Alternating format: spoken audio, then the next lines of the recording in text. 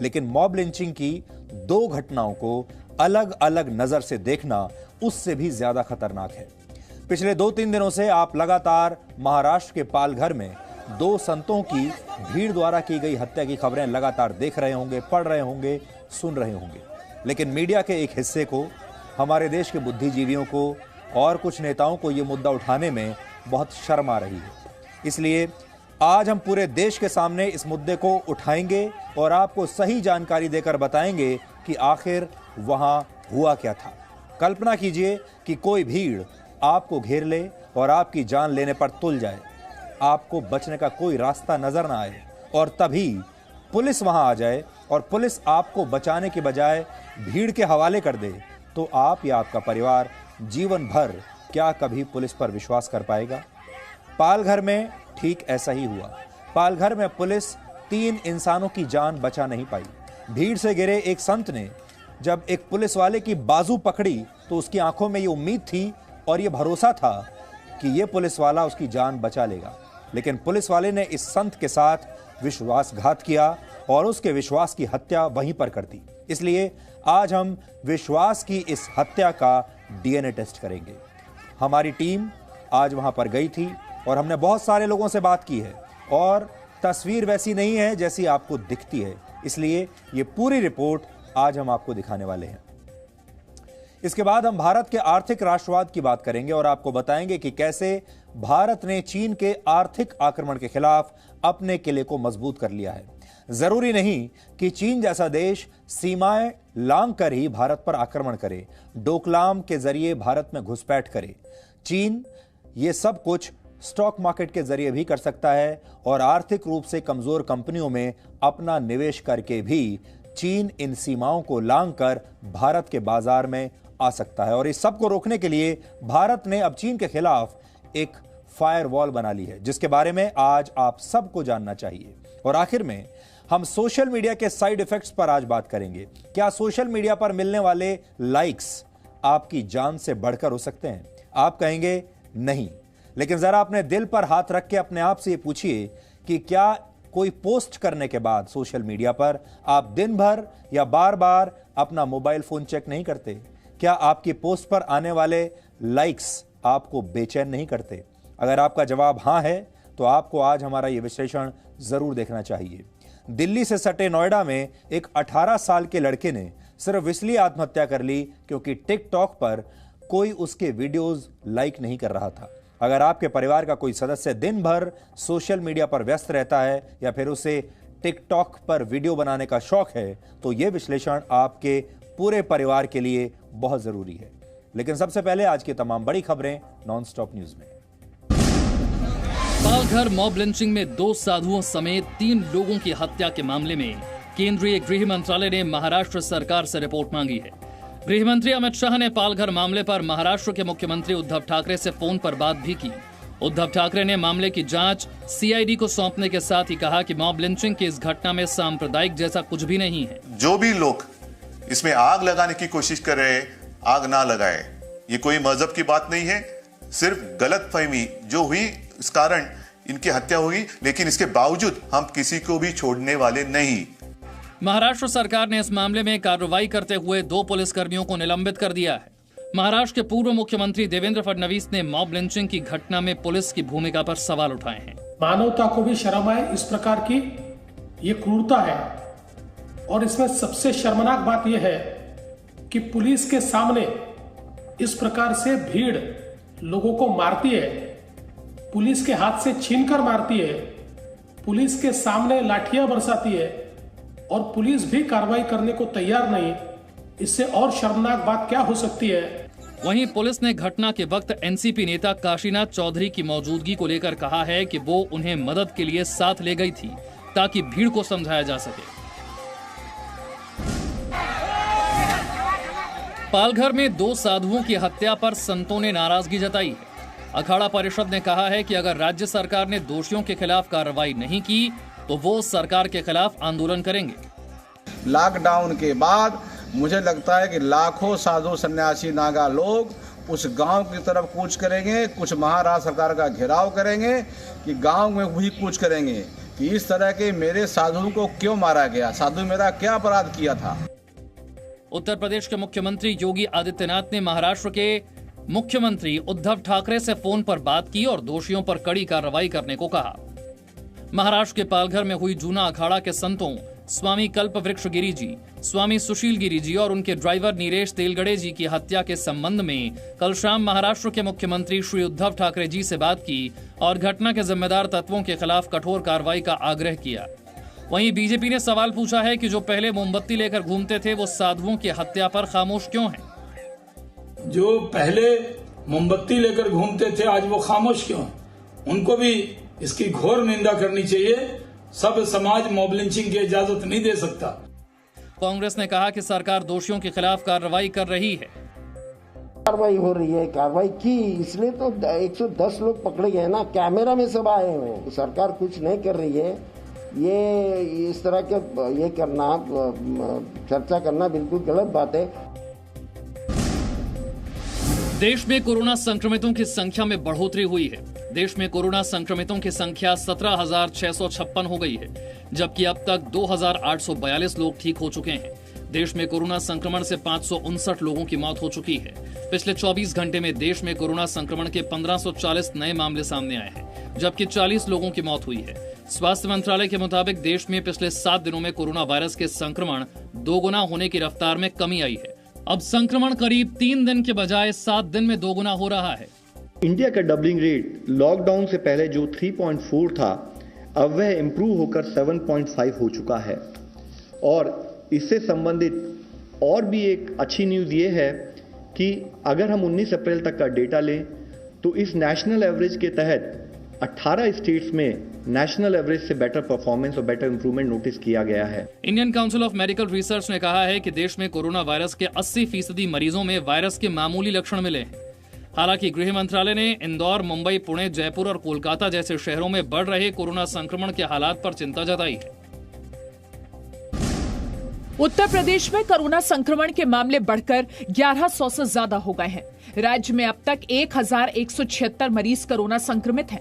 Virus के संक्रमण से अब तक 17 लोगों की मौत हो चुकी है, जबकि 129 लोग इलाज के बाद ठीक हो गए हैं। गौतम बुद्ध नगर में आज कोरोना संक्रमण के 3 और नए मामले सामने आए। यहाँ कोरोना संक्रमित मरीजों की संख्या बढ़कर 100 हो गई है, जबकि 43 मरीज ठीक हुए हैं। पिता के निधन के बावजूद मुख्यमंत्री योगी आदित्यनाथ ने आज कोरोना को लेकर वरिष्ठ अधिकारियों के साथ बैठक की। उन्होंने सभी अधिकारियों को निर्देश दिया कि कोटा से उत्तर प्रदेश लौटे सभी बच्चों का होम क्वारंटीन कराना सुनिश्चित कराएं। इसके साथ ही सभी बच्चों के मोबाइल में आरोग्य सेतु डाउनलोड कराने के बाद उन्हें घर भेजा जाए। माननीय मुख्यमंत्री जी ने अपने सरकारी आवास पर इस बैठक में यह भी निर्देश दिया कि कोटा राजस्थान से वापस लौटे सभी बच्चों का होम क्वारंटाइन अवश्य किया जाए। मुख्यमंत्री योगी आदित्यनाथ ने कोरोना वायरस से निपटने के लिए राज्य के 19 जिलों को विशेष सावधानी बरतने को कहा है। दिल्ली में कोरोना के मरीजों की संख्या लगातार बढ़ रही है। दिल्ली में अब तक 2003 लोग कोरोना वायरस से संक्रमित हैं। संक्रमण की वजह से 45 लोगों की मौत हुई है, जबकि 290 मरीज ठीक हुए हैं। दिल्ली के चांदनी महल थाने में 5 और पुलिसकर्मियों को कोरोना पॉजिटिव पाया गया है। कई पुलिसकर्मियों के कोरोना टेस्ट की रिपोर्ट आना अभी बाकी है। दिल्ली के कनॉट प्लेस में आयुष्मान भारत के दफ्तर को 24 अप्रैल तक सील कर दिया गया है। एक कर्मचारी को कोरोना पॉजिटिव पाए जाने के बाद 25 कर्मचारियों को क्वारंटीन में भेज दिया गया है। वहीं अब दिल्ली के हॉटस्पॉट इलाकों में कोरोना की जांच के लिए सबसे पहले रैपिड टेस्ट शुरू किया जाएगा। रैपिड टेस्ट आज से मोस्ट लाइकली स्टार्ट हो रहा है। केंद्र सरकार के द्वारा प्रोटोकॉल दिया गया है। केंद्र सरकार के प्रोटोकॉल को बिल्कुल ध्यान में रखते हुए उसी हिसाब से किया जाएगा। दिल्ली में लॉकडाउन के बीच आजादपुर मंडी कल से 24 घंटे खुली रहेगी। वहीं दिल्ली पुलिस ड्रोन के जरिए लॉकडाउन के इलाकों पर नजर बनाए हुए है। लॉकडाउन 2 में आज से कुछ इलाकों में छूट दी गई। देश के जिन इलाकों में हॉटस्पॉट नहीं है, वहां सोशल डिस्टेंसिंग का पालन करते हुए कुछ क्षेत्रों में आज से कामकाज शुरू हो गया। नई दिल्ली में लोकसभा और राज्यसभा सचिवालयों के कर्मचारी दफ्तर पहुंचे। सेंट्रल दिल्ली में 4 हफ्ते बाद ज्यादा ट्रैफिक दिखा। वहीं मुंबई के भी कुछ हिस्सों में लोग दफ्तर के लिए निकले। पश्चिमी एक्सप्रेस हाईवे पर मलाड में गाड़ियों की कतारें देखी गई। लखनऊ में कुछ पाबंदियों के साथ सरकारी दफ्तर खुले। पटना में लॉकडाउन में छूट मिलते ही सड़कों पर गाड़ियां ज्यादा संख्या में दिखी। दिल्ली और आसपास के इलाकों में लॉकडाउन के दौरान कोई छूट नहीं दी गई है। दिल्ली और आसपास का इलाका कोरोना हॉटस्पॉट वाले रेड जोन में आता है। दुनिया भर में कोरोना संक्रमण के मामले बढ़कर 24,22,000 को पार कर गए हैं। कोरोना संक्रमण से अब तक 1,66,000 से ज्यादा लोगों की मौत हो चुकी है, जबकि अब तक दुनिया भर में इलाज के बाद करीब 6,36,000 लोग ठीक हो चुके हैं। कोरोना वायरस का संक्रमण सबसे तेजी से अमेरिका में हो रहा है। अमेरिका में संक्रमित लोगों की संख्या 7,60,000 को पार कर गई है, जबकि 40,000 से ज्यादा लोगों की मौत हो चुकी है। मौत के मामले में दूसरे नंबर पर इटली है, जहां 23,000 से ज्यादा लोग मारे गए हैं।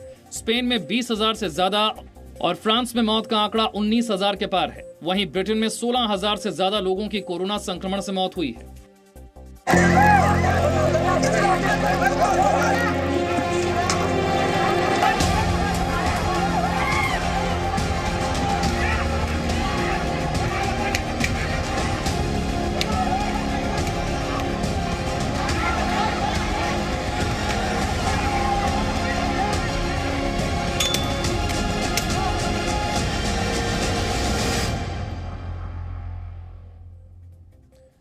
भीड़ द्वारा पीट पीट कर किसी की हत्या कर देना यानी मॉब लिंचिंग किसी भी लोकतंत्र के लिए बहुत खतरनाक होता है। लेकिन मॉब लिंचिंग की दो घटनाओं को अलग अलग नजर से देखना, उनमें फर्क करना उससे भी ज्यादा खतरनाक होता है। और पिछले 2-3 दिनों से आप लगातार महाराष्ट्र के पालघर में 2 संतों की भीड़ द्वारा की गई हत्या की खबरें लगातार देख रहे होंगे, लगातार सुन रहे होंगे।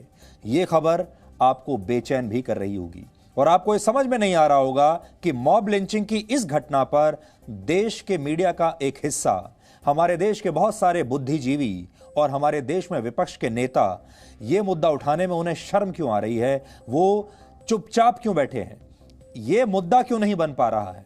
लेकिन आज हम इस मामले से जुड़ा एक एक सच आप सबको दिखाएंगे और बताएंगे कि पालघर में आखिर हुआ क्या था। लेकिन उससे पहले जरा कुछ देर के लिए आंख बंद करके ये कल्पना कीजिए कि अगर आप अपने घर से बाहर निकले, आप अपने परिवार के साथ घर से बाहर निकले हैं रात में और कुछ लोग आप पर हमला कर दें, आपकी गाड़ी को रोक लें और आपको लगे कि अब यहां से जिंदा निकलना मुश्किल है और तभी वहां पर पुलिस वाले आ जाएं, तो आपको क्या उम्मीद जगेगी? आपको यही उम्मीद होगी कि पुलिस वाले आपको बचा लेंगे, आपकी जान में जान आ जाएगी। लेकिन आपको बचाने की जगह अगर यही पुलिस वाले आपका हाथ पकड़कर हमलावरों के हवाले कर दें तो फिर क्या होगा? फिर वही होगा जो महाराष्ट्र के पालघर में हुआ, जहां 2 साधुओं और उनके ड्राइवर को इसी तरह से पुलिस वालों ने भीड़ के सामने मरने के लिए छोड़ दिया। आपको सबसे पहले हम एक तस्वीर दिखाना चाहते हैं। यह तस्वीर उस साधु की है जिसे पालघर में भीड़ ने पीट पीट कर मार डाला। यह घटना 16 अप्रैल यानी गुरुवार की है। यह साधु बहुत उम्मीद भरी नजर से पुलिस वाले की तरफ देख रहा है। इसकी नजर में जान बचाए जाने की उम्मीद है। पुलिस से यह आस है कि उसे बाहर खड़ी भीड़ के रहम पर नहीं छोड़ा जाएगा और पुलिस उसे सकुशल यहां से निकाल कर ले जाएगी। बड़ी उम्मीद से उसने पुलिस वाले की बाह थामी है। इस उम्मीद में थामी है कि अब पुलिस वाला उसे बाहर ले जाकर गाड़ी में बैठाएगा और उसे सुरक्षित यहां से निकाल लेगा। लेकिन यही सबसे बड़ी गलतफहमी थी।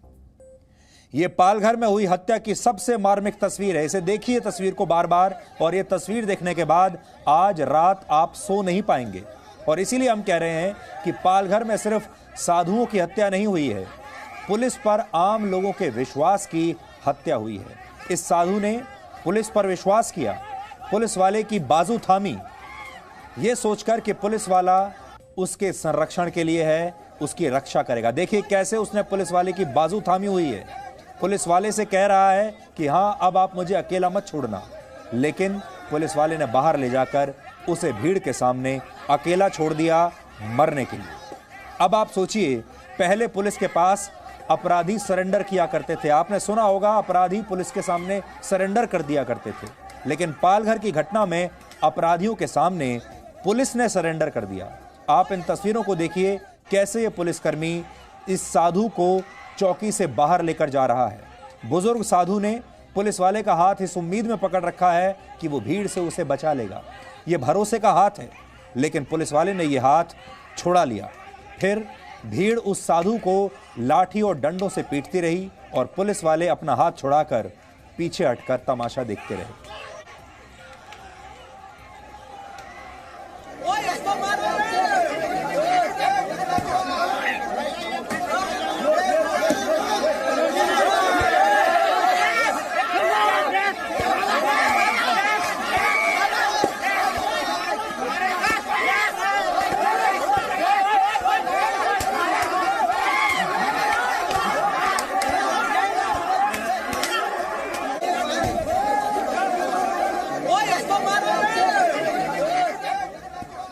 ये तस्वीरें आपको विचलित कर सकती हैं, लेकिन कभी कभी विचलित होना अच्छी बात होती है। आज हम चाहते हैं कि आप कुछ हद तक विचलित हों। विचलित होना जरूरी है। आज हम इस लिंचिंग की घटना की पूरी पड़ताल करेंगे और वो सब बातें आपको बताएंगे जिन बातों पर देश का मीडिया और देश के बुद्धिजीवियों के एक वर्ग ने बिल्कुल चुप्पी साध रखी है। हम जानते हैं आप सब बेसब्री से जी न्यूज़ का ही इंतजार कर रहे थे।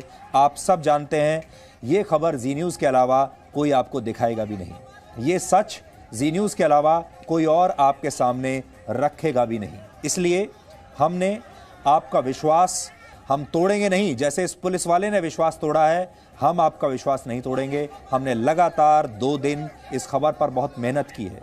हमारी टीम वहां पर गई है, हमने बहुत लोगों से बात की है और सच को हमने बहुत करीब से देखा है और हमारी टीम सच को करीब से देखकर फिर यहां लौटी है और अब ये खबर हम आपके सामने रख रहे हैं।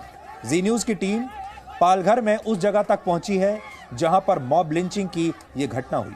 हम वहां से आपको आज अपनी ग्राउंड रिपोर्ट भी दिखाएंगे। इस घटना पर सबसे बड़े सवाल पुलिस पर उठ रहे हैं। कुछ सवाल हैं जो आपके मन में भी आते होंगे।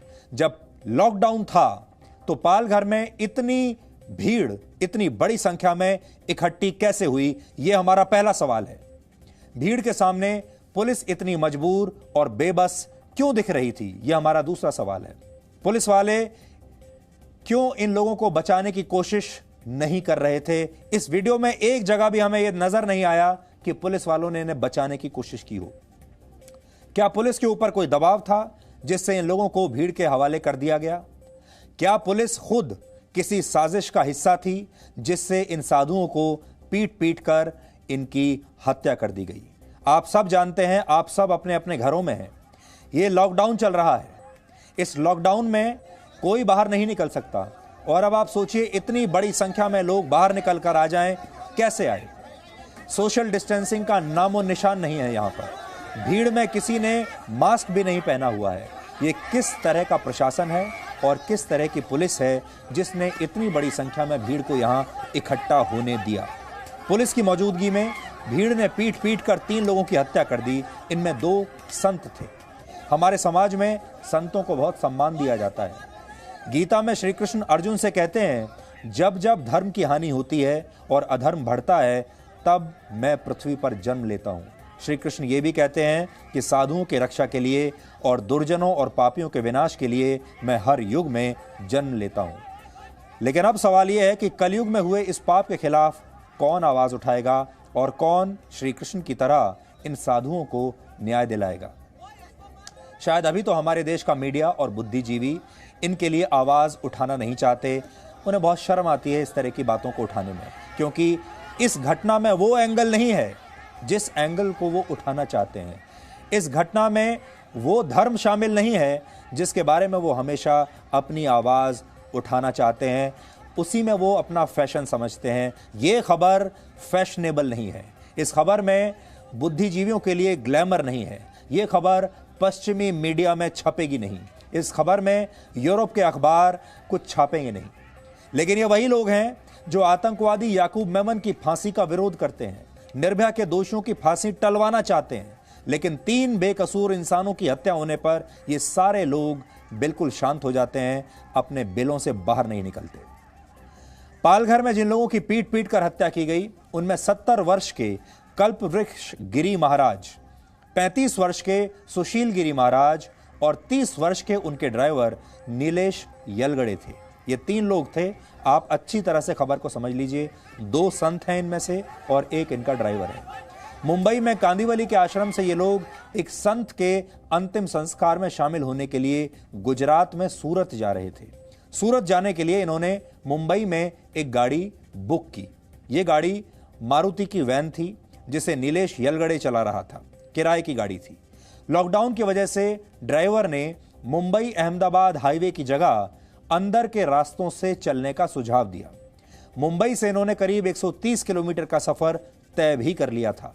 लेकिन 16 अप्रैल यानी गुरुवार की रात को पालघर के गढ़चिंचले गांव में इन लोगों की गाड़ी को वहां की लोकल भीड़ ने घेर लिया। पहले इनकी गाड़ी पर पथराव हुआ, फिर इन लोगों को गाड़ी से बाहर निकालकर पीटा गया। पुलिस भी आई, ऐसा नहीं है कि पुलिस नहीं आई, पुलिस जरूर आई, लेकिन पुलिस के सामने ही इन लोगों को पीट पीट कर मार डाला गया, जैसा भी आपने तस्वीर में देखा। यह बताया गया कि पिछले कुछ दिनों से आसपास के इलाकों में बच्चा चोरी होने की अफवाहें उड़ रही थी और किडनी चोर गैंग की अफवाहें भी वहां पर लगातार चल रही थी। इसी की वजह से आसपास के गांव वाले रात भर जागकर पहरा दे रहे थे। ये अफवाह थी, ये बात सही है। इसी अफवाह की वजह से इन संतों पर हमला हुआ और उन्हें चोर समझकर पीटा गया। कम से कम यही कहानी महाराष्ट्र पुलिस और राज्य सरकार बता रही है। लेकिन केंद्रीय गृह मंत्रालय ने इस घटना पर महाराष्ट्र सरकार से अब रिपोर्ट मांगी है। आज सुबह केंद्रीय गृह मंत्री अमित शाह ने महाराष्ट्र के मुख्यमंत्री उद्धव ठाकरे से फोन पर बात की।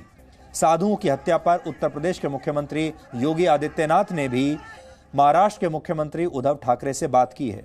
मुख्यमंत्री उद्धव ठाकरे ने क्या कहा है, यह भी हम आपको आज दिखाना चाहते हैं।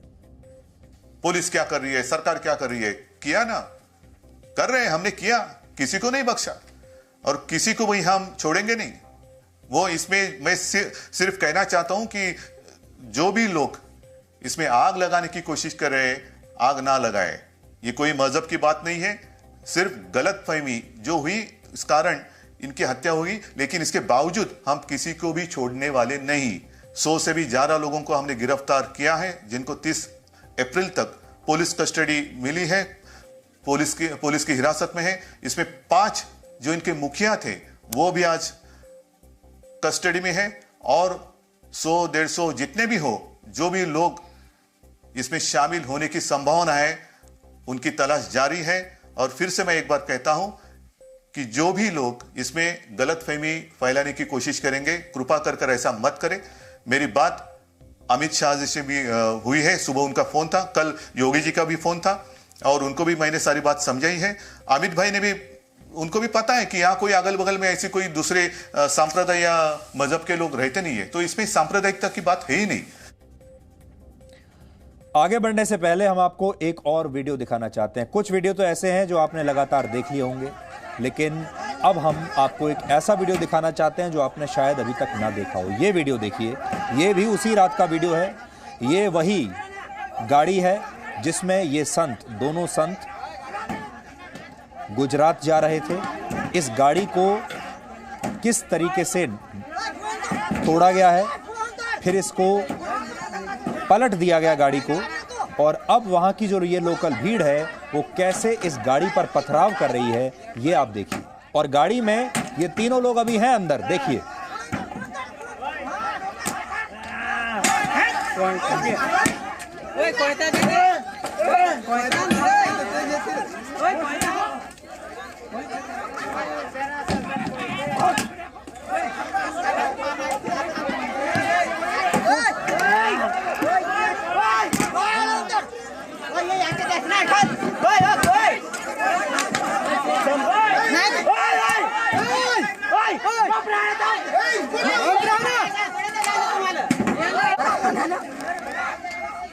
इस वीडियो को देखकर आप अंदाजा लगा सकते हैं कि ये घटना कैसे घटी होगी, इन लोगों पर क्या बीती होगी। और आपने ये भी देखा कि ऐसा नहीं है, पुलिस वालों के पास बहुत समय था इन्हें बचाने के लिए। ये लोग गाड़ी में ही अभी अंदर हैं और लोग बाहर से पत्थरबाजी कर रहे हैं।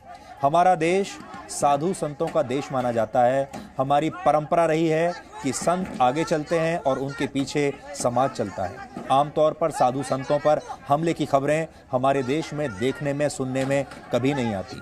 इसमें ये कहा जा रहा है इस खबर में कि आदिवासी जो थे लोकल, उन्होंने संतों पर हमला किया है। हमारे देश के आदिवासी ऐसे कभी भी नहीं रहे कि उन्होंने कभी साधु संतों पर हमला किया हो, ऋषि मुनियों पर हमला किया हो। आप जानते हैं पुराने काल से ही ऋषि मुनि जंगलों में ही रहते आए हैं, पर्वतों पर ही रहते आए हैं, और आदिवासी भी ऐसी जगहों पर जंगलों में रहते आए हैं। कभी आपने ये नहीं देखा होगा कि हमारे देश के आदिवासियों ने साधु संतों पर, ऋषि मुनियों पर कभी हमला किया हो। इसलिए पालघर की घटना आज सबको हैरान कर रही है। और ये भी सवाल उठता है कि जो कुछ हमें बताया जा रहा है कि ये सारे लोग आदिवासी हैं और इन्हें साधु संतों को चोर समझकर वो पीट रहे हैं, ये कई बार थ्योरी गले से उतरती नहीं है, क्योंकि ये आदिवासी अच्छी तरह से देख पा रहे थे कि ये लोग चोर नहीं है, ये साधु संत हैं। सब यही सोच रहे हैं कि साधु संतों से किसी को क्या दुश्मनी होती है, हो ही नहीं सकती। अगर कोई अफवाह भी थी तो कोई इतनी निर्ममता से कैसे किसी साधु संत को पीट सकता है कि उसकी जान ही चली जाए। जान से मार देना बहुत बड़ी बात होती है। हैरानी की बात यह है कि भगवा वस्त्रों में होने के बावजूद किसी ने भी साधुओं के बारे में एक बार भी नहीं सोचा कि क्या ये लोग वाकई चोर हो सकते हैं। जी न्यूज ने पालघर के कई स्थानीय लोगों से बात की है। हमने ये भी समझने की कोशिश की है कि क्या ये लोग वाकई आदिवासी हैं या ये कोई और हैं। ये वो लोग हैं जो पालघर के सामाजिक और राजनीतिक इतिहास को वर्षों से जानते हैं, जिनसे आज हमने मुलाकात की है। इन लोगों ने अपना नाम ना बताने की शर्त हमारे सामने रखी और हमने उनसे कहा कि आप अपना नाम हम आपका नाम गुप्त रखेंगे, लेकिन हमें जानकारी दीजिए कि हुआ क्या है। और सारी बातें, सारी जानकारी इस बात की तरफ इशारा कर रही हैं कि साधुओं की हत्या के लिए भीड़ को उकसाने के पीछे कोई राजनीतिक सोच काम कर रही थी। कहने का मतलब यह है कि ये जो भीड़ है ये पॉलिटिकली चार्ज्ड थी। ये भीड़ राजनीति से प्रेरित थी, राजनीतिक विचारों से प्रेरित थी। इन स्थानीय लोगों ने हमें यह भी बताया, जो हमारे लोकल सोर्स हैं जिनसे हमने बात की, कि पालघर में ऐसा कभी न देखा गया न सुना गया कि आदिवासियों ने कभी भी किसी सन्यासी या किसी भगवाधारी को कभी हाथ भी लगाया हो। आदिवासी इलाकों में साधु संतों का बहुत सम्मान किया जाता है, इसलिए इन्हें पीट पीट कर मार डालने की घटना के बारे में कोई कल्पना भी नहीं कर सकता। इसी बात से संदेह होता है कि क्या पालघर की हत्या राजनीतिक विचारों से प्रेरित थी। इसे समझने के लिए हमें पालघर की पॉलिटिकल तस्वीर, राजनीतिक तस्वीर देखनी होगी, वो भी हम आपको दिखाना चाहते हैं। आदिवासी बाहुल पालघर जो जगह है, ये कम्युनिस्ट पार्टियों और इनके जैसे विचारों वाले दलों का गढ़ माना जाता है। पालघर में जिस जगह पर साधुओं की ये मॉब लिंचिंग हुई, जहां ये हत्या हुई, वो जगह पालघर की डहाणु विधानसभा के अंदर आती है। डहाणु विधानसभा क्षेत्र। डहाणु विधानसभा से मौजूदा विधायक Vinod Nikole communist party of India marxist यानी सीपीएम के विधायक हैं, सीपीएम के नेता हैं। डहाणु विधानसभा सीट शुरुआत के वर्षों में कांग्रेस की सीट हुआ करती थी, हमेशा कांग्रेस ही यहां से जीतती थी। लेकिन वर्ष 1999 से यहां पर एनसीपी और सीपीएम का दबदबा बढ़ने लगा। 1999 से 2 बार एनसीपी और 2 बार सीपीएम ने इस सीट को जीता है। बीजेपी इस सीट पर सिर्फ 1 बार वर्ष 2014 में जीत पाई। 2019 के विधानसभा चुनाव में यहां पर सीपीएम और बीजेपी की सीधी टक्कर थी। सीपीएम को एनसीपी और कांग्रेस का समर्थन था और बीजेपी इस चुनाव में हार गई, सीपीएम जीत गई। सीपीएम, कांग्रेस और एनसीपी मिलकर जीत गए। अब पालघर की घटना पर जो जानकारियां हमें मिली हैं वो भी सुन लीजिए।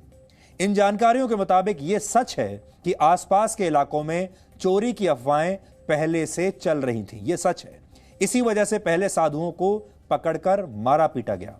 पास में ही एक फॉरेस्ट डिपार्टमेंट की चौकी थी, वहां से पुलिस को सूचना गई।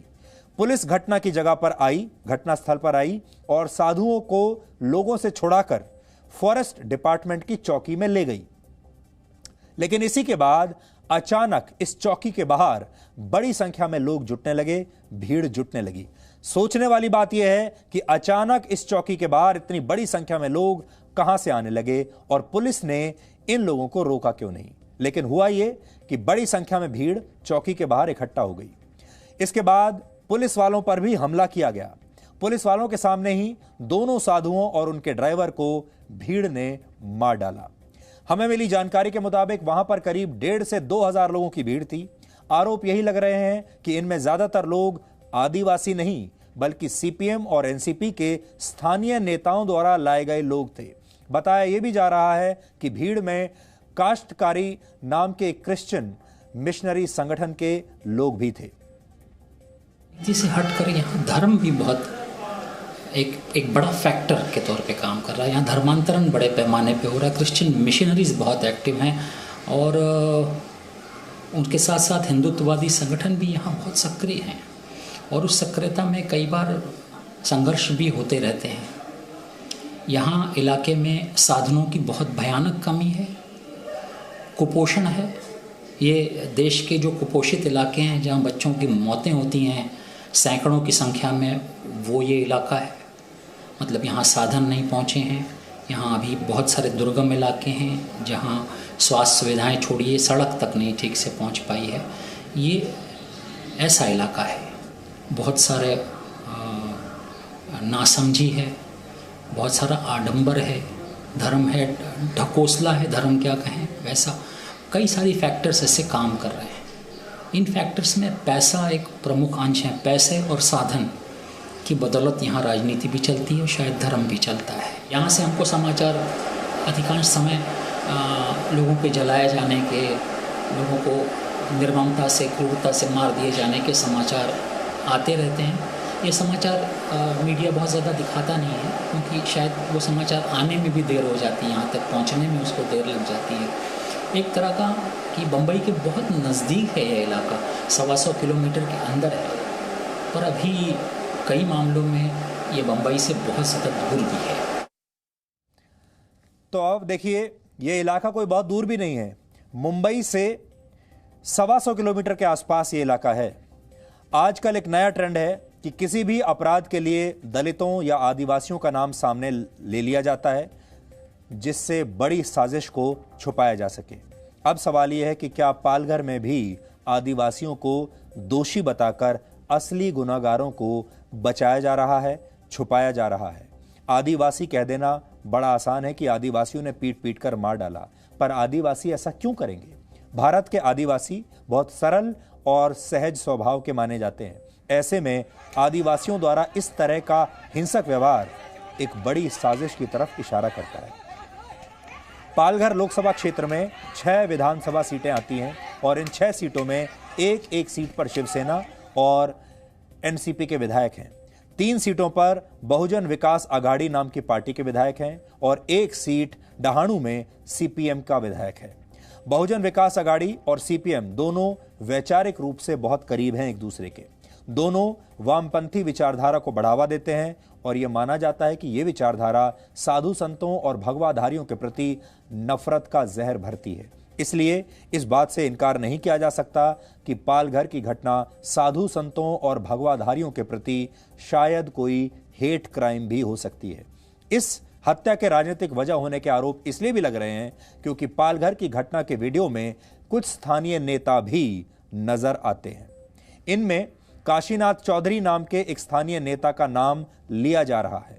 काशीनाथ चौधरी पालघर में एनसीपी का जिला पंचायत सदस्य है, जो उस जगह पर दिख रहा है जहां पर भीड़ ने साधुओं को पीट पीट कर मार डाला था। स्थानीय लोगों से मिली जानकारी के मुताबिक घटना के वक्त काशीनाथ चौधरी के अलावा सीपीएम के 3 जिला पंचायत सदस्य विष्णु पात्रा, सुभाष भावर और धर्मा भावर भी वहां मौजूद थे। हमने जब इन स्थानीय नेताओं के बारे में पुलिस से सवाल पूछे तो पुलिस का यह कहना था कि पुलिस खुद काशीनाथ चौधरी को घटनास्थल पर लेकर आई थी और वो इसलिए ताकि वो भीड़ को नियंत्रण में लेने में मदद कर सके। यानी पुलिस उन्हें खुद यहां पर लेकर आई ये सोचकर कि ये भीड़ को कंट्रोल करने में पुलिस की मदद करेंगे, शायद भीड़ इनकी बात मान जाएगी। हालांकि हमने वीडियो को जब ध्यान से देखा तो ये बात स्पष्ट नहीं हो पाई कि ये नेता लोगों को समझाने के लिए घटनास्थल पर पहुंचा था। वीडियो से अगर आप देखें तो ऐसा लगता है कि ये व्यक्ति भी भीड़ का हिस्सा ही दिखाई दे रहा है। हमने इस वीडियो में कहीं ऐसा नहीं लगा कि ये व्यक्ति भीड़ को समझा रहा हो या भीड़ को रोक रहा हो। वीडियो आप देखिए।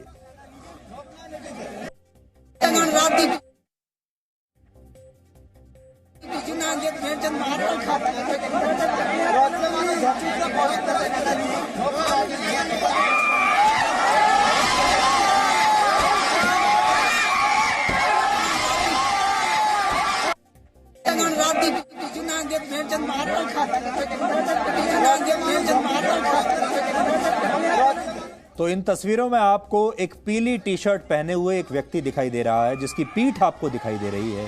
यही वो नेता है और यहां आपको ऐसा लगेगा कि इस वीडियो में तो कम से कम ये नहीं लगता कि ये नेता, ये व्यक्ति भीड़ को समझा रहा हो या इन साधुओं को बचाने की कोशिश कर रहा हो।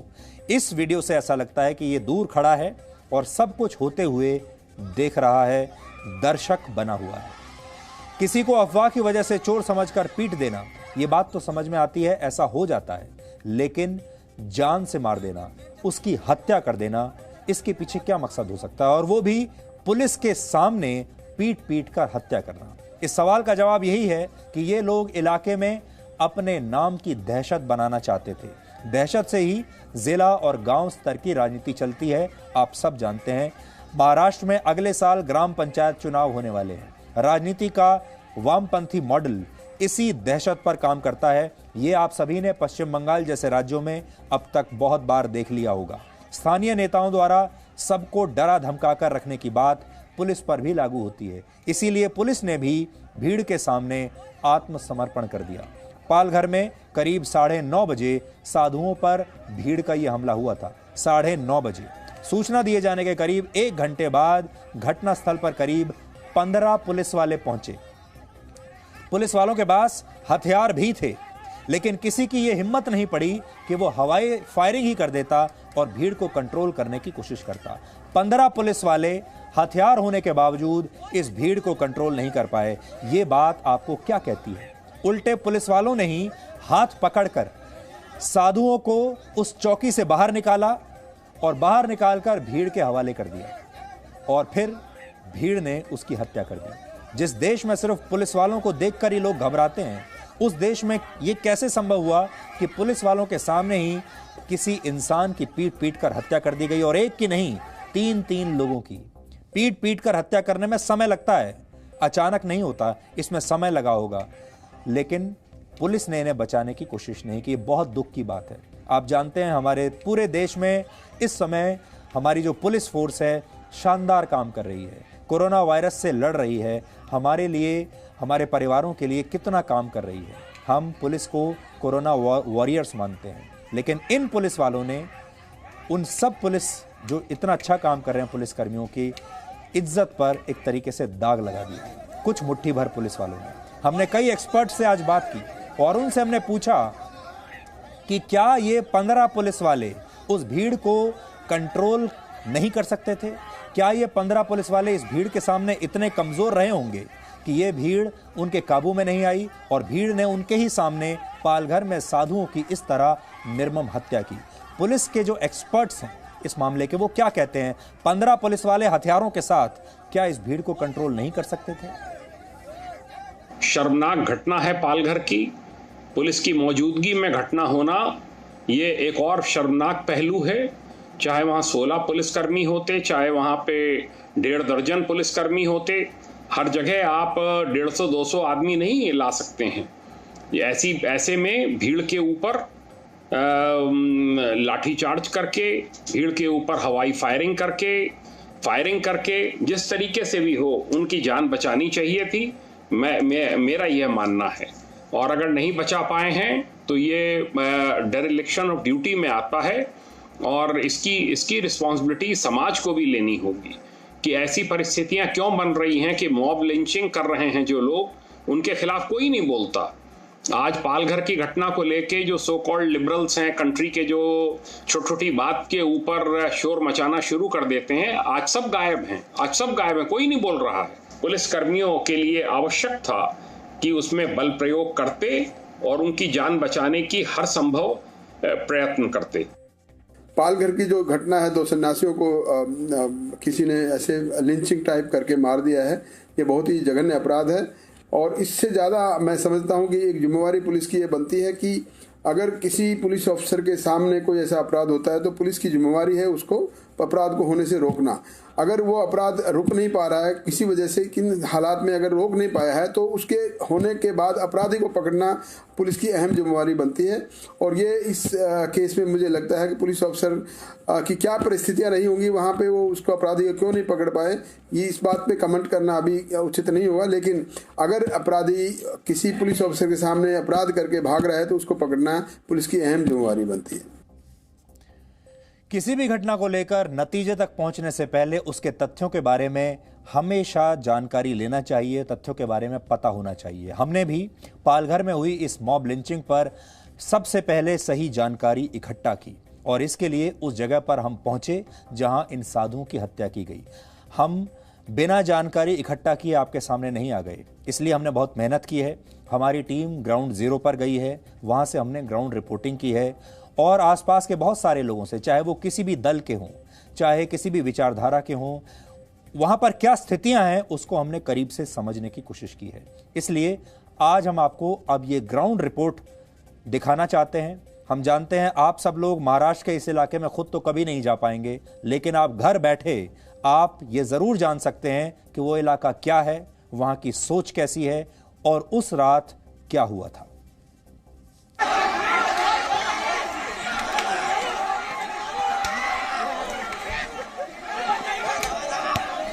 पालघर में सिर्फ साधुओं की नहीं, भरोसे की, कर्तव्य निष्ठा की और सबसे बढ़कर इंसानियत की भी हत्या हुई।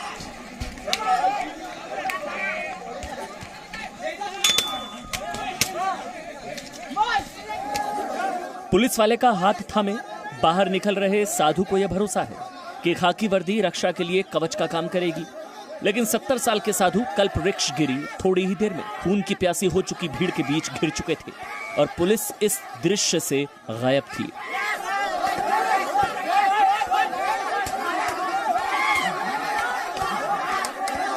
लेकिन ये नौबत आई कैसे?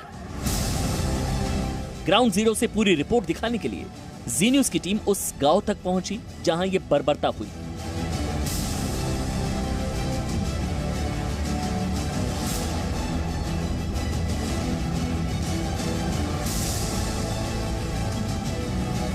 पूरा घटनाक्रम गुरुवार यानी कि 16 अप्रैल को शुरू हुआ।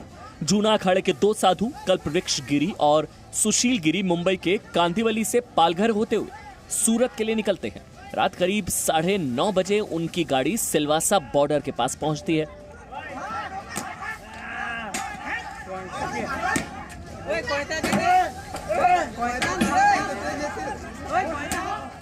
पुलिस के मुताबिक दोनों साधुओं की गाड़ी सिलवासा से सटे एक फॉरेस्ट के चेकपोस्ट पर पहुंचती है रात 9:30 बजे। उसके बाद तकरीबन 9:45 बजे forest officer Kasa police station को फोन करके जानकारी देता है कि भीड़ ने उन पर हमला कर दिया है और जो गाड़ी के अंदर 3 लोग हैं उन पर हमला किया जा रहा है। उसके बाद कासा पुलिस स्टेशन से 15 पुलिस अधिकारी यहां से निकलते हैं और तकरीबन 50 किलोमीटर के डिस्टेंस पे जो घटना स्थल है वहां पर अगले 1 घंटे में पहुंचते हैं।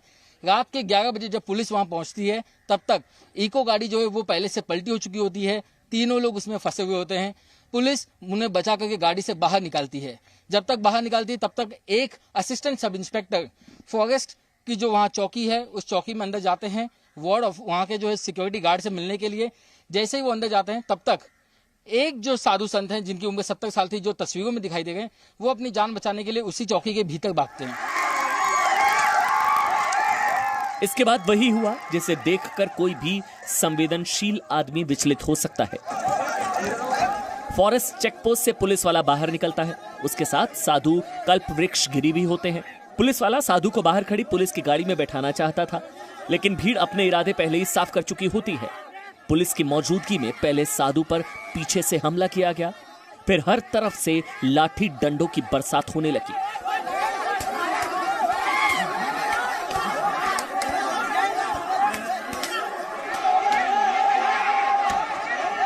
सत्तर साल के एक बूढ़े साधु के सिर से खून का फव्वारा निकल रहा था। हत्यारों की भीड़ साधु को पीटते हुए कभी उन्हें दाईं तरफ ले जाती है, कभी बाईं तरफ।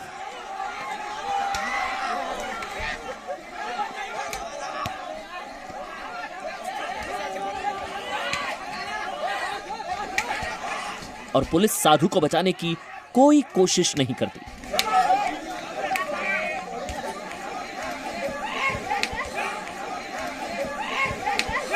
अब इस तस्वीर को देखिए, इसमें एक एक करके 5 पुलिस वाले दिखाई पड़ते हैं।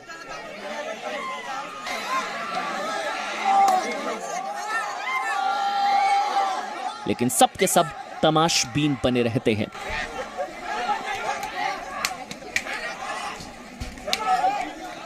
इन तस्वीरों में साधु सुशील गिरी साफ साफ नहीं दिखते, लेकिन साधु कल्पवृक्ष गिरी असहाय होकर जमीन पर गिरते नजर आते हैं और पुलिस की मौजूदगी में कायर और क्रूर भीड़ लगातार उन्हें पीटती रहती है। ग्राउंड जीरो से रिपोर्टिंग के दौरान हम उस गढ़चिंचली गांव तक पहुंचे जहां 2 साधुओं और उनके ड्राइवर की हत्या कर दी गई, और वहां जो हमने देखा वो हैरान करने वाला था। बहुत सारे लोग जो हैं बताया जाएगा कि गांव छोड़कर के भाग गए हैं। ये आपको देखिए मैं बताना चाहूंगा ये फॉरेस्ट डिपार्टमेंट का वो चेक पोस्ट है जहां पर दोनों साधुओं की जब गाड़ी पहुंची थी तो उन्हें यहाँ पर रोका गया था और यहीं से उन्हें जो है वापस लौटना था। और यहीं पर उनकी गाड़ी जब ठहरी हुई थी तभी भीड़ ने एकाएक उनके ऊपर हमला किया था। पत्थरों के साइज देखिए, इतने बड़े बड़े जो पत्थर हैं वो यहाँ पर जमा करके रखे हुए हैं। ये पत्थर अगर आप देखेंगे तो जिन पत्थरों से ये हमला किया गया है और उससे आपको अंदाजा लगेगा। यहाँ पर आपको ये लकड़ी काठी इसके भी टुकड़े जो है आपको दिखाई देंगे जिससे जो है कहीं ना कहीं इन लोगों पर हमला किया गया। देखिए लकड़ी पर कील भी लगी हुई है और इसी से आप अंदाजा लगा सकते हैं कि जब हमला किया गया होगा तो कितना दर्दनाक, कितना खतरनाक जो है हमला किया गया होगा। हो सकता है कि ये सुनियोजित तरीके से लोगों ने पहले से तैयारी कर रखी हो। इससे पहले गढ़चिंचली गांव में ही एक डॉक्टर की टीम पर भी हमला हुआ था। मैं मेरे डॉक्टर साथी के साथ और मेरे ड्राइवर के साथ उसी गांव के आसपास धान वाटप करके और हेल्थ चेकअप करके हम लोग अपने घर लौट रहे थे। तब कुछ 200 लोगों ने सारनी गांव में हमारी गाड़ी को अड़ाया और हमारे गाड़ी पे हल्ला बोला। उस घटनास्थल से मैंने पुलिस को फोन किया था और इसी पुलिस स्टेशन से कुछ 2 पुलिस की गाड़ी 10 पुलिस अधिकारी तुरंत वहां पहुंचे और किसी तरह हम हमारी जान बचा के वहां से निकल पाए। दरअसल इस गांव के लोग किसी कानून को नहीं मानते हैं। हम जब यहाँ पहुंचे तो कई लोगों ने कहा कि यहाँ ज्यादा देर तक रहना खतरनाक है। हमें ये भी पता चला कि यहाँ कई दिनों से कुछ अफवाहें फैली हुई हैं। बताया जा रहा है कि यहाँ पर ऐसी अफवाह थी कि कुछ लोग जो है वो आते हैं बच्चों को किडनैप कर लेते हैं, कुछ लोग आते हैं जो कोरोना फैला देते हैं, कोई किडनी निकालने आता है। ऐसी तमाम अलग अलग अफवाहें जो है यहाँ पर गर्म थी।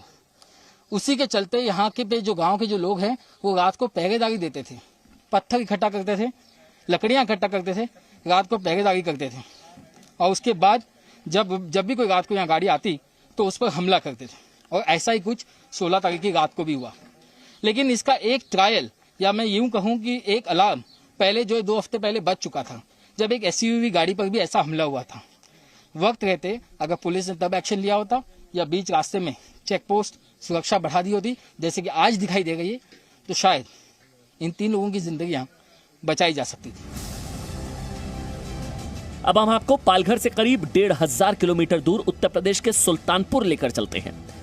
यहाँ के प्रतापपुर कमेचा गांव का 16 साल का एक लड़का रिंकू दुबे कई साल पहले घर छोड़कर सन्यासी बन गया था। जूना अखाड़े में दीक्षा लेकर यही लड़का साधु सुशील गिरी बन गया। साधु परंपरा के मुताबिक सुशील गिरी इस बीच मां से भिक्षा लेने के लिए अपने गांव भी गए, लेकिन गांव वालों के लाख समझाने के बावजूद वहां नहीं रुके। अब पालघर से आई खबर के बाद परिवार और गांव में शोक फैल गया है। लोग न्याय की मांग कर रहे हैं। क्या हमारे देश के संतों की ये स्थिति है? ऐसी स्थिति होनी चाहिए और ऐसे क्यों हो रहा है? ये मुद्दा सिर्फ एक व्यक्ति का नहीं है, सिर्फ एक रिंकू भैया का नहीं है, ये मुद्दा सुशील गिरी का है जो संत समाज का आईना। ये चाहूंगी कि CBI जांच हो या फास्ट ट्रैक कोर्ट का गठन हो जिससे जल्दी से जल्दी हमें न्याय मिल सके, संत समाज को न्याय मिल सके और ये पता चले लोगों को कि कैसे ये घटित हुई। संत समाज ने भी इस घटना की CBI या NIA से जांच कराने की मांग की है।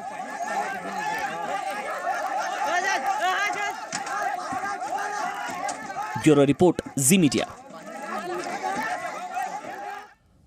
अब जरा ये सोचिए कि अगर पालघर में जिनकी हत्या की गई वो किसी दूसरे संप्रदाय के होते तो एक खास सोच वाले लोग, एक खास वर्ग के लोग अब तक सोशल मीडिया पर मातम मना रहे होते। अब तक उन्होंने न जाने क्या क्या कह दिया होता। हमारे देश के डिजाइनर पत्रकार, हमारे देश के बहुत सारे फिल्म अभिनेता, बुद्धिजीवी, अवार्ड वापसी गैंग वाले लोग सोशल मीडिया पर दुनिया भर का ज्ञान इस समय दे रहे होते। मोमबत्ती गैंग और अवार्ड वापसी गैंग के सदस्य बिल्कुल एक्टिव हो जाते और अब तक देश के प्रधानमंत्री और महाराष्ट्र के मुख्यमंत्री से जवाब मांग लिए गए होते और अब तक प्रधानमंत्री और मुख्यमंत्री का इस्तीफा भी मांग लिया गया होता। लोकतंत्र और संविधान को खतरे में बता दिया जाता। विदेशी अखबारों में बड़े बड़े लेख छपते और कहा जाता भारत कितना असहनशील देश है, भारत में कोई भी सुरक्षित नहीं है, भारत में न जाने क्या हो रहा है। लेकिन 16 अप्रैल की इस घटना के 4 दिन बाद भी हमारे देश का जो सेक्युलर गैंग है, लिबरल गैंग है, वो बिल्कुल सन्नाटे में है। इस बात को आप समझिए और अपनी डायरी में हमेशा के लिए नोट करके रखिए कि जब ये 2 साधु और इनका एक बेकसूर ड्राइवर मारे गए तो हमारे देश के इन्हीं बुद्धिजीवियों ने, इन्हीं लिबरल और सेकुलर गैंग के लोगों ने क्या किया था, क्या कहा था। भारत वो देश है जहां कसाब और याकूब मेमन जैसे आतंकवादियों को भी इंसाफ हासिल करने के लिए पूरे मौके दिए जाते हैं, कानूनी विकल्प दिए जाते हैं। निर्भया के दोषियों को 7 साल तक हर कानूनी विकल्प मिला और ये सब अधिकार भारत के संविधान और कानून के तहत दिए गए हैं। चाहे आपका धर्म कोई भी हो, चाहे आपका अपराध कितना भी बड़े से बड़ा क्यों ना हो, आपको सारे कानूनी विकल्प दिए जाएंगे और आपको अदालत द्वारा इंसाफ मिलेगा। यही पुलिस का काम होता है कि ये पहले अपराधियों को पकड़ती है, उसके बाद न्यायालय के हवाले करती है और फिर हमारे देश के जो न्यायालय हैं वो तय करती हैं कि किसको क्या सजा दी जाएगी। लेकिन यहां पुलिस अपने काम में बिल्कुल फेल हो गई। इन साधुओं को अपनी बात तक कहने का कोई मौका नहीं मिला। पालघर में जिन साधुओं की हत्या हुई उन्होंने भगवा वस्त्र पहने हुए थे और इसी वजह से हमारे देश के सारे जो लोग जो हैं उनकी दिलचस्पी इस केस में खत्म हो गई। भगवा रंग शौर्य, बलिदान और त्याग का रंग माना जाता है। इसे अग्नि का रंग भी कहा जाता है और यह भी कहा जाता है कि जब कोई व्यक्ति संन्यास लेता है, यानी जब वो साधु बनता है, तो उसे अग्नि पथ पर चलना होता है, यानी उसे अपने सारे बंधनों की आहुति अग्नि में देनी होती है। भगवा रंग एक हिंदू को याद दिलाता रहता है कि इस जीवन में कुछ भी स्थायी नहीं है और जैसे अग्नि में जल जाने पर सब कुछ समाप्त हो जाता है, उसी तरह जीवन के अग्निपथ पर भी चलने वाले साधु और संत अपनी सारी इच्छाओं को पीछे छोड़कर सन्यास के पथ पर आगे बढ़ते हैं। लेकिन हमारे देश के कुछ लोग इसी भगवा को बदनाम करने की हमेशा पूरी कोशिश करते हैं। इसे खास संप्रदाय से जोड़ते हैं, कभी इसे आतंकवाद के साथ जोड़ते हैं, कभी इसे उग्र हिंदुत्व की निशानी बनाकर लोगों के सामने पेश करते हैं। भगवा रंग को उन्होंने इस तरीके से दुनिया भर के सामने पेश किया है जैसे न जाने इसमें कितनी सारी समस्याएं हों और इस विचारधारा के पीछे न जाने क्या क्या होता हो। हम चाहते हैं हमारा देश, हमारे संस्कार हमें साधु संतों का सम्मान करना सिखाते हैं। यह देश साधु संतों का है और जब तक इन साधु संतों को पूरा न्याय नहीं मिलेगा तब तक हम ये अपनी मुहिम जारी रखेंगे। हमारा किसी धर्म विशेष से कोई लेना देना नहीं है। हम ये खबर इसलिए नहीं कर रहे हैं क्योंकि ये एक धर्म से जुड़ी है या दूसरे धर्म से जुड़ी हुई है।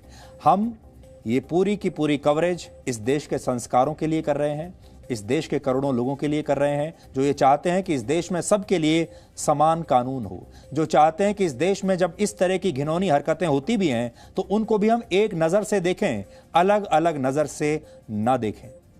इसलिए हमारी ये सीरीज जारी रहेगी। हम आप तक लगातार जो भी जानकारी इस बारे में हमें मिलेगी आप तक हम लाते रहेंगे, पहुंचाते रहेंगे, ताकि आप भी इस देश में ये समझें कि आप की मर्जी के बिना और बिना न्याय के यहाँ हम इस तरह की नाइंसाफ़ी होने नहीं देंगे। यहाँ हम 4 मिनट का एक छोटा सा ब्रेक ले रहे हैं। ब्रेक के बाद हम भारत के आर्थिक राष्ट्रवाद की बात करेंगे। ये खबर आपकी जेब से जुड़ी हुई है।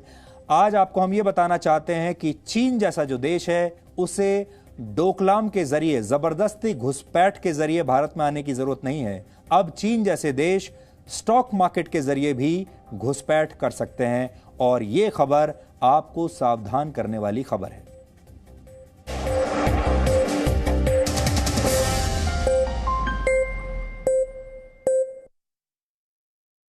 ऐसा विषय है जिसके बारे में अक्सर बिना जाने बिना समझे दिल्ली में बैठे पत्रकार रिपोर्टिंग करते रहते हैं और आपको कभी असली स्थिति का अंदाजा नहीं होता। इसलिए आज हमने ये तय किया कि हम श्रीनगर आएंगे, जम्मू कश्मीर आएंगे और आपको बताएंगे कि यहाँ के हालात क्या हैं, ग्राउंड जीरो पर यहाँ के हालात क्या हैं। न्यूज़ में देख रहे हैं आजकल आता रहता है कश्मीर के बारे में।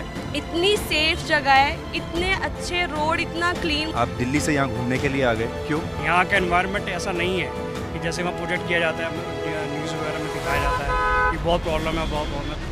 He questions those in power. चोर आपको कहा गया, नीच कहा गया, भस्मासुर, मौत का सौदागर, दुर्योधन, कभी आपको उसका बुरा लगता है? मैं इंसान हूँ, दर्द मुझे भी होता है, लेकिन मेरी कुछ जिम्मेवारियाँ हैं, इसलिए उस दर्द को पी जाता हूँ। He questions those in protests. हम आपसे बात करना चाहते हैं, आपसे मिलने आए हैं। कानून की कॉपी लेकर आया हूँ ताकि मैं इनको पढ़ के बता सकूं कि इस कानून में क्या लिखा हुआ है। कैसे ये लोग हमारे खिलाफ एक ह्यूमन चेन बना के खड़े हो गए हैं। ऐसा लग रहा है जैसे हम कोई बाहर के लोग हैं। From global battlefields, ये फ्रंट लाइन है और आपको दिखाएं सीरिया में जो युद्ध चल रहा है इस वक्त, to political war zones. देखो ये लैंड माइंस की तरह एक्ट करते हैं। ये बैरल है 70 डिग्रीज तक ऊपर चली जाती है। He personifies the DNA of Z News. The genuine efforts made by Z News, particularly editor-in-chief of Z News and staff, needs appreciation as they have tried their level best to bring the actual truth on surface. Debate इस पर है। Court decide करे। He believes in the business of profit. Stocks focus में बनते हैं और शेयरों में और ज्यादा डरना चाहते हैं। He believes the world is one. Today, the world's most populous beacon farm in the America's national carrier. Of this virus, remember in He rules India's prime time. नमस्कार, मैं हूं सुधीर चौधरी और डीएनए में आपका स्वागत है। Sudhir Chaudhary is the sum and substance of Indian media.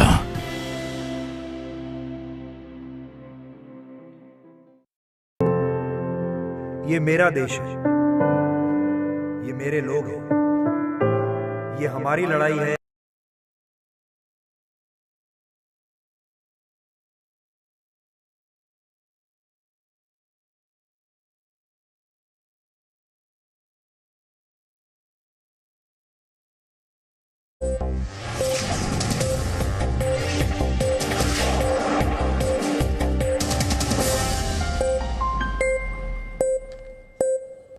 आपने राष्ट्रवाद के बारे में तो बहुत सुना होगा और आपने ये भी सोचा होगा कि जब भी हमारे देश में कभी कोई युद्ध होता है या बॉर्डर पर कभी कोई घुसपैठ करने की कोशिश करता है तो हमारे देश में जो राष्ट्रभक्त हैं वो लगातार ये कहने लगते हैं कि हम तो बॉर्डर पर भी जाने के लिए तैयार हैं, क्योंकि देशभक्ति का जो जज्बा है वो हमारे देश में लोगों में कूट कूट कर भरा हुआ है। लेकिन राष्ट्रवाद भी कई तरह के होते हैं और राष्ट्रवाद के तहत ज़रूरी नहीं होता कि आपको हर बार अपनी सीमाओं पर जाकर ही कोई युद्ध लड़ना पड़े। अब जो नया राष्ट्रवाद है वो है आर्थिक राष्ट्रवाद। इसलिए आज हम भारत के आर्थिक राष्ट्रवाद का ही विश्लेषण कर रहे हैं। डीएनए में हम आपको पहले भी बता चुके हैं कि जब तक दुनिया के बड़े बड़े देश कोरोना वायरस को कंट्रोल करेंगे तब तक चीन उनकी अर्थव्यवस्थाओं को कंट्रोल कर चुका होगा। चीन ये सब करना चाहता है, लेकिन अब चीन सिर्फ स्पेन, इटली और ऑस्ट्रेलिया जैसे देशों में ही निवेश की संभावनाएं नहीं ढूंढ रहा है, बल्कि उसके निशाने पर अब भारत भी है। और शायद यही वजह है कि भारत ने भी अब अपने फॉरेन डायरेक्ट इन्वेस्टमेंट, जिसे आप एफडीआई कहते हैं, अब एफडीआई के नियमों को कठोर बनाकर चीन को रोकने की तैयारी कर ली है। आप इसे चीन के खिलाफ भारत की आर्थिक फायरवॉल और भारत का आर्थिक राष्ट्रवाद भी कह सकते हैं, क्योंकि जरूरी नहीं कि चीन जैसे देश सिर्फ सीमाएं लांघ कर ही भारत पर आक्रमण करें या डोकलाम जैसी घुसपैठ करके ही भारत में प्रवेश करें। चीन ये काम स्टॉक मार्केट और भारत की बड़ी बड़ी कंपनियों में निवेश के जरिए भी कर सकता है और कर भी रहा है। इसलिए सरकार ने अब एफडीआई के नियमों में कुछ बदलाव किए हैं। अब चीन समेत भारत के पड़ोसी देशों की किसी भी कंपनी को भारत में निवेश से पहले सरकार की अनुमति लेनी होगी। ये नियम उन सभी देशों पर लागू होंगे जिनकी सीमाएं भारत से लगती हैं, यानी भारत के सभी पड़ोसी देशों पर लागू होंगे। लेकिन इन नियमों का जो इशारा है वो चीन की तरफ ज्यादा है, क्योंकि चीन ही एक ऐसा बड़ा देश है जो भारत में इतना बड़ा निवेश कर सकता है। यहां तक कि अगर चीन की कोई कंपनी भारत के बाहर किसी कंपनी में निवेश करती है और वो कंपनी आगे चलकर भारत में भी निवेश करती है तो भी निवेश से पहले सरकार की अनुमति लेना अब अनिवार्य होगा। इस विषय पर भारत के वाणिज्य मंत्रालय की तरफ से जारी एक प्रेस रिलीज में साफ साफ लिखा है कि नियमों में यह बदलाव कोरोना वायरस की वजह से पैदा हुई नई आर्थिक परिस्थितियों को देखते हुए लिया गया है, जिसका मकसद ऐसे निवेश और कॉरपोरेट टेक ओवर्स को रोकना है जो मौके का लाभ उठाते हुए किए जा रहे हैं। इससे पहले ये नियम सिर्फ पाकिस्तान और बांग्लादेश की कंपनियों पर लागू थे, लेकिन अब इसमें चीन के अलावा भूटान, म्यांमार और नेपाल को भी शामिल कर लिया गया है। भारत सरकार के इस फैसले के बाद चीन ने अपनी प्रतिक्रिया दी है और इस फैसले को अंतर्राष्ट्रीय व्यापार नियमों का उल्लंघन बताया है। लेकिन भारत ने यह फैसला अपनी अर्थव्यवस्था को बचाने के लिए किया है, क्योंकि चीन की कई बड़ी निवेश कंपनियां इस मौके का फायदा उठा रही हैं। ये कंपनियां आर्थिक रूप से कमजोर हो चुकी भारतीय कंपनियों में हिस्सेदारी खरीदकर भारत की अर्थव्यवस्था को चीन का गुलाम बनाना चाहती हैं।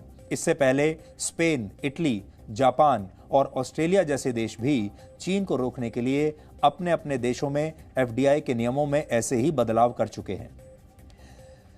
एक थिंक टैंक जिसका नाम है गेटवे हाउस नामक एक भारतीय थिंक टैंक द्वारा की गई एक स्टडी के मुताबिक भारत में फिलहाल 30 ऐसे स्टार्टअप्स हैं जिनकी वैल्यू 7,500 करोड़ से ज्यादा है। इन्हें यूनिकॉर्न स्टार्टअप कहा जाता है और इनमें से करीब 18 में चीन की बड़ी हिस्सेदारी है। भारत की इन कंपनियों में चीन का करीब 30,000 करोड़ रुपए का निवेश है। आपको यहां ध्यान रखना होगा कि भारत के जिन स्टार्टअप्स में चीन के निवेशकों ने रकम लगाई है, वो स्टार्टअप्स आपके दैनिक जीवन का पहले ही बहुत बड़ा हिस्सा बन चुके हैं।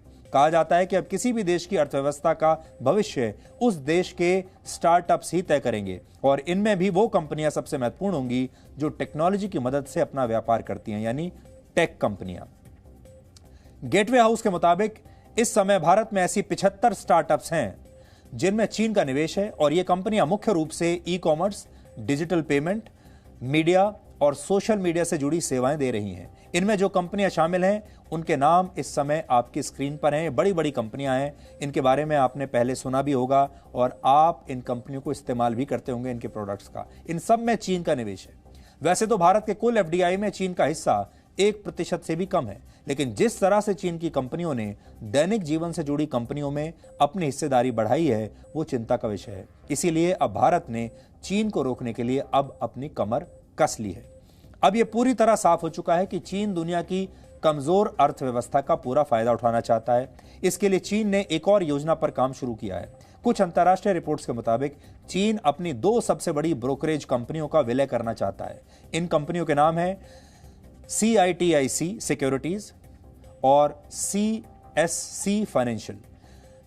अगर इन दोनों कंपनियों का विलय हो गया तो यह दुनिया के सबसे बड़े इन्वेस्टमेंट बैंक्स में से एक बन जाएगा, जिसके पास दुनिया भर में निवेश करने के लिए 5 लाख करोड़ रुपए होंगे। चीन अपनी वित्तीय सेवाएं देने वाली कंपनियों को विदेशों में निवेश करने के लिए प्रोत्साहित कर रहा है। चीन की अलग अलग फाइनेंस कंपनियों के पास 3,400 लाख करोड़ रुपए हैं और ये चीन और अमेरिका की कुल अर्थव्यवस्था से भी ज्यादा है। अमेरिका के एक बड़े इन्वेस्टमेंट बैंक गोल्डमैन सैक्स के मुताबिक चीन अगर अपनी इन नीतियों में सफल रहा तो वर्ष 2026 तक चीन की अर्थव्यवस्था को 8,70,000 करोड़ रुपए का फायदा हो जाएगा। जाहिर है कि चीन इस महामारी को भी मुनाफे की नजर से देख रहा है, इस कोरोना वायरस की महामारी को, और उसके निशाने पर दुनिया की कमजोर होती अर्थव्यवस्थाएं हैं। किसी भी देश के लिए अपनी सीमाओं की रक्षा करना ही राष्ट्रवाद नहीं होता, बल्कि अर्थव्यवस्था की रक्षा करना भी राष्ट्रवाद है और इसे आप आर्थिक राष्ट्रवाद कह सकते हैं। वर्ष 2017 में आपको याद होगा अरुणाचल प्रदेश के पास डोकलाम में चीन और भारत के बीच सीमा पर विवाद की स्थिति आ गई थी। इस दौरान भारतीय सेना के मजबूत इरादों के सामने चीन की सेना को तब तो पीछे हटना पड़ा था, लेकिन भारत आर्थिक राष्ट्रवाद के जरिए भी चीन को रोकने में अब सफल रहा है। यानी चीन जरूरी नहीं है कि सिर्फ डोकलाम के जरिए घुसपैठ करके ही भारत में प्रवेश करे। अब वो जमाने चले गए। अब सेना के घुसपैठ करने की कोई आवश्यकता नहीं है। अब चीन स्टॉक मार्केट के जरिए घुसपैठ कर रहा है।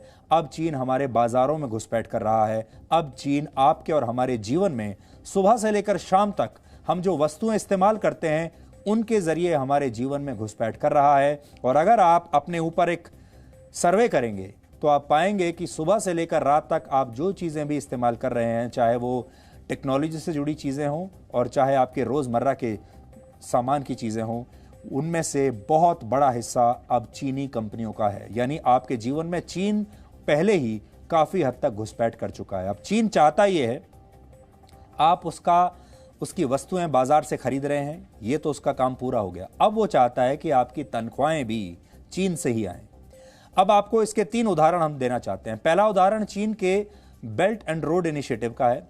जिसके तहत चीन सड़क मार्ग से भारत के साथ व्यापार के दरवाजे खोलना चाहता था, लेकिन भारत ने इस योजना में शामिल होने से इनकार कर दिया था, क्योंकि चीन इस योजना के बहाने भारत में अंदर तक घुसना चाहता था और भारत को ये किसी कीमत पर मंजूर नहीं था। यह भी एक राष्ट्रवाद है, इंडिया फर्स्ट। इसी तरह वर्ष 2019 में भारत ने रीजनल कॉम्प्रिहेंसिव इकोनॉमिक पार्टनरशिप का भी हिस्सा बनने से इनकार कर दिया था, और इसे आप एक और राष्ट्रवाद मान सकते हैं।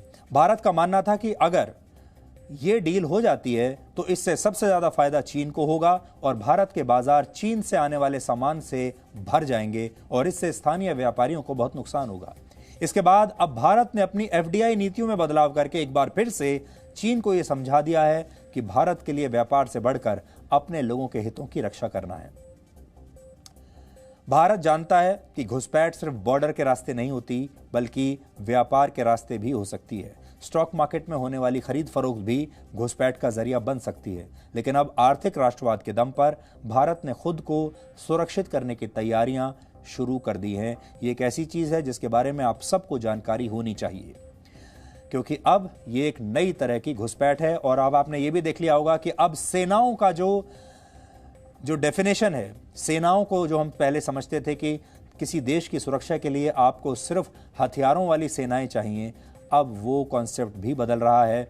अब आपको सेनाएं चाहिए डॉक्टर वाली, अब आपको मिसाइल नहीं मेडिसिन चाहिए। अब आप देखिएगा इस संकट काल में वो देश जीतेगा जिसके पास दवाइयां होंगी, जिसके पास अस्पताल होंगे, जिसके पास डॉक्टर्स होंगे, जिसके पास स्वास्थ्य कर्मचारी होंगे, जिसके पास टेक्नोलॉजी होगी। जो सबसे पहले कोरोना वायरस की वैक्सीन बनाएगा वो देश इस नए विश्व युद्ध को जीतेगा। अब बंदूकों वाली सेना का काम वैसा नहीं रहा जैसा पहले हुआ करता था। अब ये नई सेना आ गई है जिसने टेक ओवर कर लिया है। चीन की विस्तारवाद वाली नीति पर तो पूरी दुनिया में सवाल उठ ही रहे हैं, लेकिन कोरोना वायरस को लेकर भी चीन को बहुत सारे सवालों के जवाब अब भी देने हैं। पिछले हफ्ते डीएनए में हमने आपको बताया था कैसे चीन के बड़े बड़े देश, दुनिया के बड़े बड़े देश चीन से इस वायरस की शुरुआत के बारे में पूछ रहे हैं और आरोप लगा रहे हैं कि इस वायरस की शुरुआत चीन से हुई, कैसे हुई वो ये जानना चाहते हैं। अमेरिका, फ्रांस, ब्रिटेन और ऑस्ट्रेलिया जैसे देश लगातार मांग कर रहे हैं कि चीन इस वायरस को लेकर अपनी भूमिका स्पष्ट करे, लेकिन किसी भी सवाल का जवाब देना चीन जरूरी नहीं समझ रहा।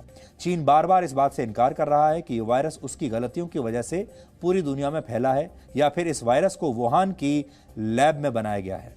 लेकिन अब दुनिया के एक बहुत बड़े वैज्ञानिक ने यह दावा किया है कि कोरोना वायरस को वुहान की लैब में ही तैयार किया गया था। ये कोई छोटे मोटे वैज्ञानिक नहीं हैं, बल्कि इन्हें एड्स के वायरस की खोज करने के लिए नोबेल पुरस्कार भी मिल चुका है। हम बात कर रहे हैं फ्रांस के एक बहुत बड़े वैज्ञानिक जिनका नाम है लूक मोंटेनियर। लूक मोंटेनियर का दावा है कि सार्स और कोविड-2 चीन की लैब में तैयार किया गया था और कोरोना वायरस चीन की लैब में तैयार हुआ है। इस सार्स CoV-2 जो है वो इसका औपचारिक नाम है कोरोना वायरस का। इस वैज्ञानिक का दावा है कि यह वायरस चीन द्वारा एड्स की वैक्सीन बनाने की कोशिश के दौरान गलती से पैदा हो गया। और इस वैज्ञानिक ने यह भी कहा है कि कोरोना वायरस में HIV के जीनोम के कुछ अंश मौजूद हैं और इसमें मलेरिया में पाए जाने वाले जर्म्स के भी कुछ अंश हैं। हालांकि नोबेल पुरस्कार विजेता इस वैज्ञानिक के विरोधियों का तर्क है कि उनके दावों में कोई दम नहीं और पिछले कुछ वर्षों से वो इसी तरह के अजीबोगरीब दावे कर रहे हैं। लेकिन इसी महीने की 15 तारीख को अमेरिका के राष्ट्रपति डोनाल्ड ट्रंप ने भी ये इशारा किया था कि वुहान लैब में वायरस बनाए जाने की थ्योरी की जांच अमेरिका कर रहा है। अमेरिका के एक बड़े अखबार द वॉशिंगटन पोस्ट के मुताबिक 2018 में अमेरिका के कुछ बड़े वैज्ञानिकों ने वुहान की इसी लैब का दौरा किया था और अपनी सरकार को इस बात की जानकारी दी थी कि इस लैब की सुरक्षा पर्याप्त नहीं है। कुल मिलाकर वायरस की शुरुआत को लेकर शक की सुई बार बार चीन की तरफ घूम रही है और चीन को हर हालत में इन सवालों के जवाब देने ही होंगे। और आगे बढ़ने से पहले अब हम आपको एक ऐसा उदाहरण देना चाहते हैं जिससे आपको यह पता चलेगा कि जब नेता किसी खास परिस्थिति में होते हैं तो वो कैसे जनता के सामने एक उदाहरण पेश कर सकते हैं। रामचरितमानस में कहा गया है कि सार्वजनिक पद पर बैठे लोगों को फैसला लेते समय व्यक्तिगत नहीं बल्कि नीतिगत बातों का ध्यान रखना चाहिए। उत्तर प्रदेश के मुख्यमंत्री योगी आदित्यनाथ ने ऐसा ही एक उदाहरण पूरे देश के सामने पेश किया है। आज योगी आदित्यनाथ के पिता आनंद सिंह बिष्ट का 89 वर्ष की उम्र में दिल्ली के एम्स अस्पताल में निधन हो गया, लेकिन न तो वो अपने पिता के अंतिम दर्शन के लिए जा पाए और न ही कल अपने पिता के अंतिम संस्कार में शामिल होने के लिए वो हरिद्वार जाएंगे। मुख्यमंत्री योगी आदित्यनाथ ने अपनी मां को एक चिट्ठी लिखकर कहा है कि वो पिता के दर्शन करना चाहते थे, लेकिन कोरोना वायरस को हराने के लिए जनता के हित में ऐसा नहीं कर पाएंगे। उन्होंने लिखा है कि 21 अप्रैल को होने वाले अंतिम संस्कार कार्यक्रम में लॉकडाउन की सफलता के कारण भाग नहीं ले पाएंगे। योगी आदित्यनाथ ने अपनी मां और परिवार के सदस्यों से अपील की है कि अंतिम संस्कार में कम से कम लोग शामिल हों। मैं उनकी जो चिट्ठी है मेरे हाथ में है और मैं उनको ये आपको पढ़कर सुनाता हूं। उन्होंने लिखा है, अपने पूज्य पिताजी कैलाशवासी होने पर मुझे भारी दुख और शोक है। और आगे वो लिखते हैं, जीवन में ईमानदारी, कठोर परिश्रम एवं निस्वार्थ भाव से लोक मंगल के समर्पित भाव के साथ कार्य करने का संस्कार बचपन में उन्होंने मुझे दिया है। फिर वो लिख रहे हैं कि अंतिम क्षणों में उनके दर्शन की हार्दिक इच्छा थी, परंतु वैश्विक महामारी कोरोना वायरस के खिलाफ देश की लड़ाई को उत्तर प्रदेश की 23 करोड़ जनता के हित में आगे बढ़ाने का कर्तव्य बोध के कारण मैं ये ना कर सका।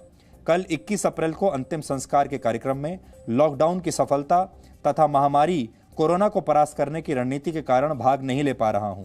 पूजनीय मां, पूर्वाश्रम से जुड़े सभी सदस्यों से भी अपील है कि वो लॉकडाउन का पालन करते हुए कम से कम लोग अंतिम संस्कार के कार्यक्रम में शामिल रहें और लॉकडाउन के बाद मैं दर्शनार्थ आऊंगा, ऐसा उन्होंने लिखा है।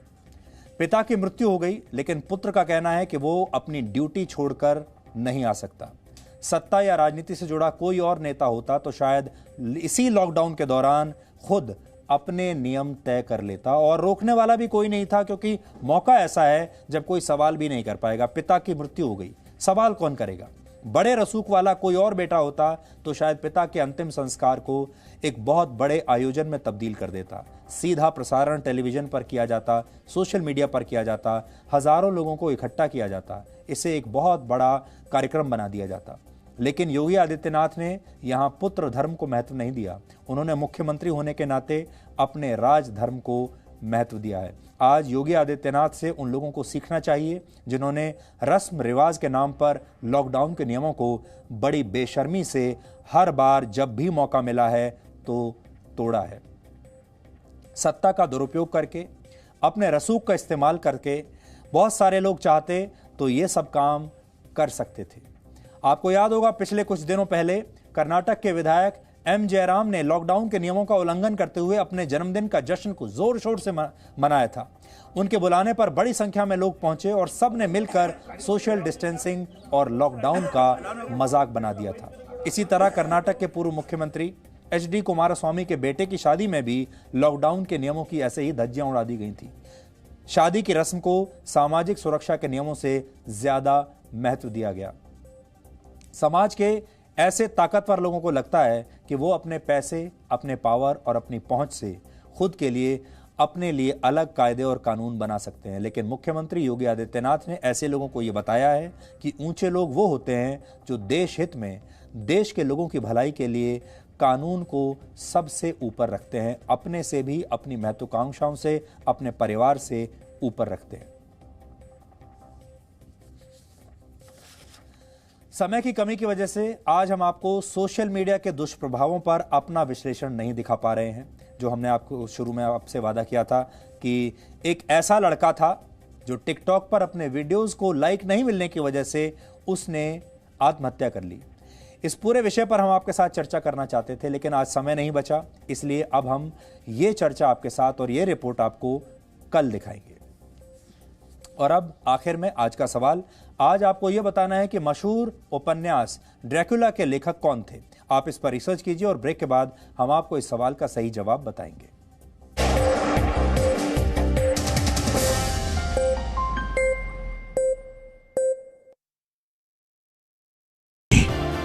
is the sum and substance of Indian media.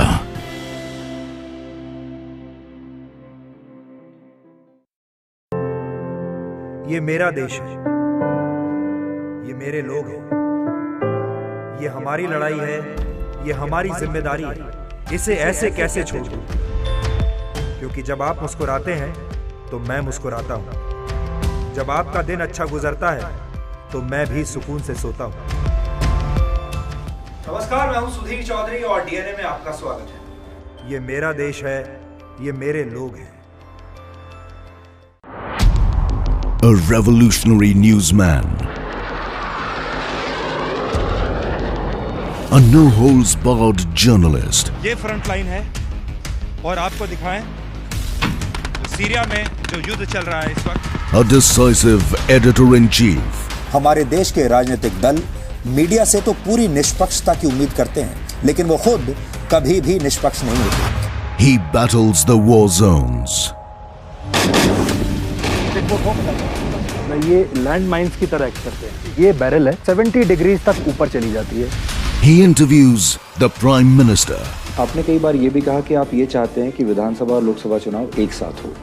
देखिए, बहुत अच्छा विषय निकाला और मैं आपका हृदय से जी न्यूज का आभारी हूँ कि आपने इस महत्वपूर्ण, क्योंकि कोई ऐसे विषय को हाथ ही नहीं लगाता है।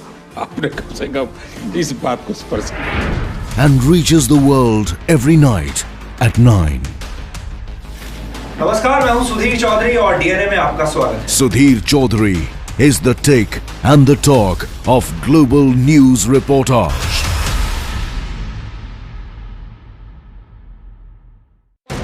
He takes India to the world. He is the face of a mission. Kashmir एक ऐसा विषय है जिसके बारे में अक्सर बिना जाने बिना समझे दिल्ली में बैठे पत्रकार रिपोर्टिंग करते रहते हैं और आपको कभी असली स्थिति का अंदाजा नहीं होता। इसलिए आज हमने ये तय किया कि हम श्रीनगर आएंगे, जम्मू कश्मीर आएंगे और आपको बताएंगे कि यहाँ के हालात क्या हैं, ग्राउंड जीरो पर यहाँ के हालात क्या हैं। न्यूज़ में देख रहे हैं आजकल आता रहता है कश्मीर के बारे में। इतनी सेफ जगह है, इतने अच्छे रोड, इतना क्लीन। आप दिल्ली से यहाँ घूमने के लिए आ गए, क्यों? यहाँ का एनवायरनमेंट ऐसा नहीं है कि जैसे वहाँ प्रोजेक्ट किया जाता है, न्यूज़ वगैरह में दिखाया जाता है कि बहुत प्रॉब्लम है, बहुत प्रॉब्लम है। He questions those in power. चोर आपको कहा गया, नीच कहा गया, भस्मासुर, मौत का सौदागर, दुर्योधन। कभी आपको उसका बुरा लगता है? मैं इंसान हूँ, दर्द मुझे भी होता है, लेकिन मेरी कुछ जिम्मेवारियां हैं, इसलिए उस दर्द को पी जाता हूँ। He questions those in protests. हम आपसे बात करना चाहते हैं, आपसे मिलने आए हैं। कानून की कॉपी लेकर आया हूँ ताकि मैं इनको पढ़ के बता सकूँ कि इस कानून में क्या लिखा हुआ है। कैसे ये लोग हमारे खिलाफ एक ह्यूमन चेन बना के खड़े हो गए हैं, ऐसा लग रहा है जैसे हम कोई बाहर के लोग हैं। From global battlefields. ये फ्रंट लाइन है और आपको दिखाएं सीरिया में जो युद्ध चल रहा है इस वक्त। To political war zones. ये लैंड माइंस की तरह एक्ट करते हैं। ये बैरल है 70 डिग्रीज तक ऊपर चली जाती है। He personifies the DNA of Z News. The genuine efforts made by Z News, particularly editor-in-chief of Z News and staff, needs appreciation as they have tried their level best to bring the actual truth on surface. Debate इस पर है। Court decide करे। He believes in the business of profit. Stocks focus में बनते हैं और शेयरों में और ज्यादा डरना चाहते हैं। He believes the world is one. Today, the world's most populous beacon farmed in the Neophis national carrier. Of this virus, remember in He rules India's prime time. नमस्कार, मैं हूं सुधीर चौधरी और डीएनए में आपका स्वागत है। Sudhir Chaudhary is the sum and substance of Indian media.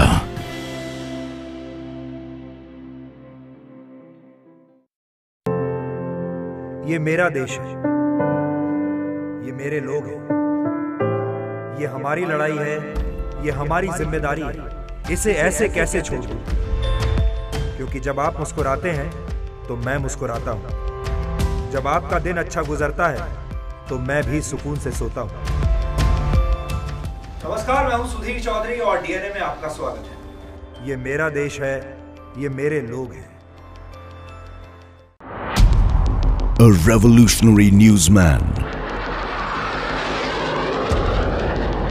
A no-holds-barred journalist. ये front line है और आपको दिखाएं तो सीरिया में जो युद्ध चल रहा है इस वक्त। A decisive editor-in-chief. हमारे देश के राजनीतिक दल मीडिया से तो पूरी निष्पक्षता की उम्मीद करते हैं, लेकिन वो खुद कभी भी निष्पक्ष नहीं होते। He battles the war zones. ये लैंड माइंस की तरह एक्ट करते हैं। ये बैरल है 70 डिग्रीज तक ऊपर चली जाती है। He interviews the Prime Minister.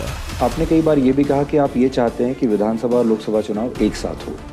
देखिए, बहुत अच्छा विषय निकाला और मैं आपका हृदय से जी न्यूज़ का आभारी हूँ कि आपने इस महत्वपूर्ण, क्योंकि कोई ऐसे विषय को हाथ ही नहीं लगाता है आपने कम से कम इस बात को स्पर्श किया। And reaches the world every night at 9. नमस्कार, मैं हूं सुधीर चौधरी और डीएनए में आपका स्वागत है। Sudhir Chaudhary is the take and the talk of global news reportage.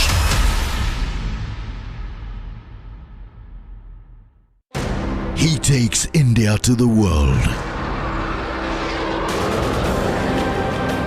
He is the face of a mission. Kashmir एक ऐसा विषय है जिसके बारे में अक्सर बिना जाने बिना समझे दिल्ली में बैठे पत्रकार रिपोर्टिंग करते रहते हैं और आपको कभी असली स्थिति का अंदाजा नहीं होता।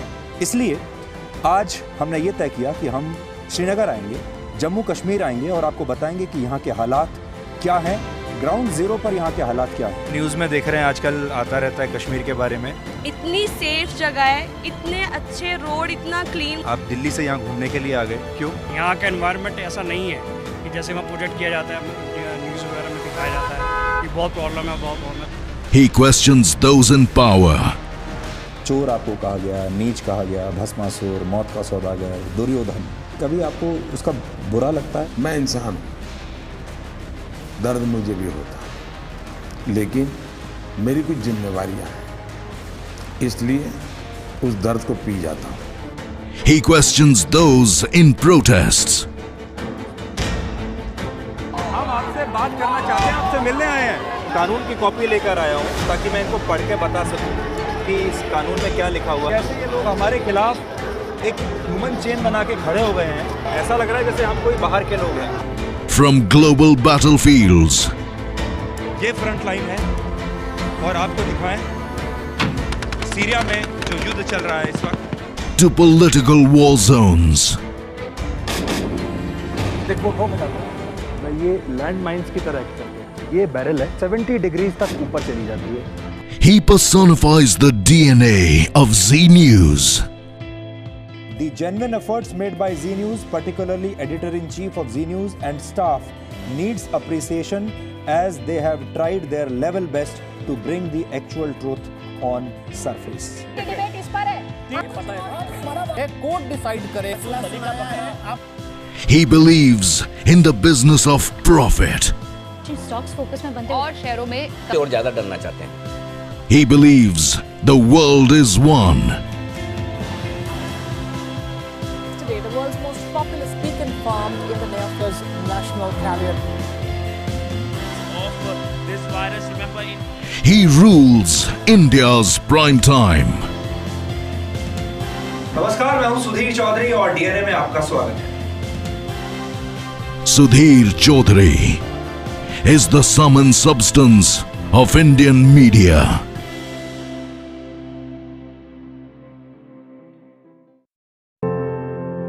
ये मेरा देश है, ये मेरे लोग हैं, ये हमारी लड़ाई है, ये हमारी जिम्मेदारी है। इसे ऐसे कैसे छोड़ दूं?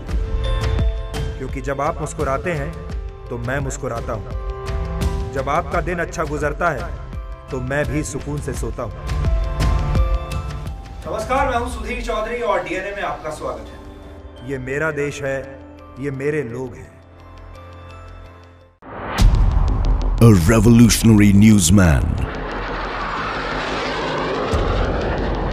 A no-holds-barred journalist. ये फ्रंट लाइन है और आपको दिखाएं तो सीरिया में जो युद्ध चल रहा है इस वक्त। A decisive editor-in-chief. हमारे देश के राजनीतिक दल मीडिया से तो पूरी निष्पक्षता की उम्मीद करते हैं, लेकिन वो खुद कभी भी निष्पक्ष नहीं होते।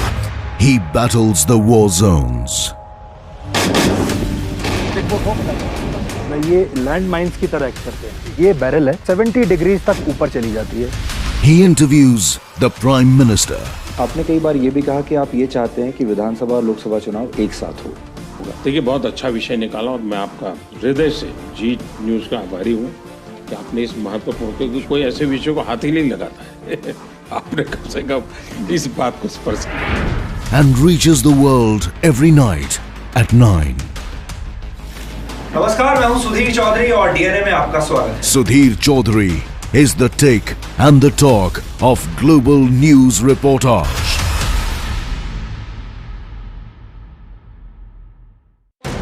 He takes India to the world. He is the face of a mission. Kashmir एक ऐसा विषय है जिसके बारे में अक्सर बिना जाने बिना समझे दिल्ली में बैठे पत्रकार रिपोर्टिंग करते रहते हैं और आपको कभी असली स्थिति का अंदाजा नहीं होता। इसलिए आज हमने ये तय किया कि हम श्रीनगर आएंगे, जम्मू कश्मीर आएंगे और आपको बताएंगे कि यहाँ के हालात क्या हैं, ग्राउंड जीरो पर यहाँ के हालात क्या है। न्यूज़ में देख रहे हैं आजकल आता रहता है कश्मीर के बारे में। इतनी सेफ जगह है, इतने अच्छे रोड, इतना क्लीन। आप दिल्ली से यहाँ घूमने के लिए आ गए, क्यों? यहाँ का एनवायरनमेंट ऐसा नहीं है कि जैसे वहाँ प्रोजेक्ट किया जाता है, न्यूज़ वगैरह में दिखाया जाता है कि बहुत प्रॉब्लम है, बहुत प्रॉब्लम है। He questions those in power. चोर आपको कहा गया, नीच कहा गया, भस्मासुर, मौत का सौदागर, दुर्योधन, कभी आपको उसका बुरा लगता है? मैं इंसान हूँ, दर्द मुझे भी होता है, लेकिन मेरी कुछ जिम्मेवारियां हैं, इसलिए उस दर्द को पी जाता हूँ। He questions those in protests. हम आपसे बात करना चाहते हैं, आपसे मिलने आए हैं। कानून की कॉपी लेकर आया हूँ ताकि मैं इनको पढ़ के बता सकूँ कि इस कानून में क्या लिखा हुआ है। कैसे ये लोग हमारे खिलाफ एक ह्यूमन चेन बना के खड़े हो गए हैं, ऐसा लग रहा है जैसे हम कोई बाहर के लोग हैं। From global battlefields. ये फ्रंट लाइन है और आपको दिखाएं सीरिया में जो युद्ध चल रहा है इस वक्त। To political war zones. ये लैंड माइंस की तरह एक्ट करते हैं। ये बैरल है 70 डिग्रीज तक ऊपर चली जाती है। He personifies the DNA of Z News. The genuine efforts made by Z News, particularly editor-in-chief of Z News and staff, needs appreciation as they have tried their level best to bring the actual truth on surface. Debate इस पर है। एक court decide करे। He believes in the business of profit. Stocks focus में बनते हैं और शहरों में और ज्यादा डरना चाहते हैं। He believes the world is one.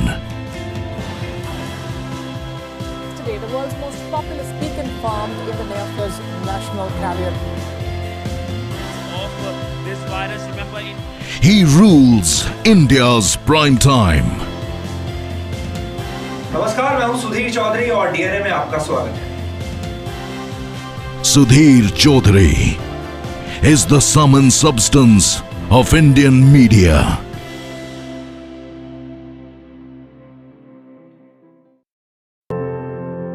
ये मेरा देश है, ये मेरे लोग हैं, ये हमारी लड़ाई है, ये हमारी जिम्मेदारी है। इसे ऐसे कैसे छोड़ दूं? क्योंकि जब आप मुस्कुराते हैं तो मैं मुस्कुराता हूं। जब आपका दिन अच्छा गुजरता है तो मैं भी सुकून से सोता हूं। नमस्कार, मैं हूं सुधीर चौधरी और डीएनए में आपका स्वागत है। ये मेरा देश है, ये मेरे लोग हैं। A revolutionary newsman. A no-holds-barred journalist. ये फ्रंट लाइन है और आपको दिखाएं तो सीरिया में जो युद्ध चल रहा है इस वक्त। A decisive editor-in-chief. हमारे देश के राजनीतिक दल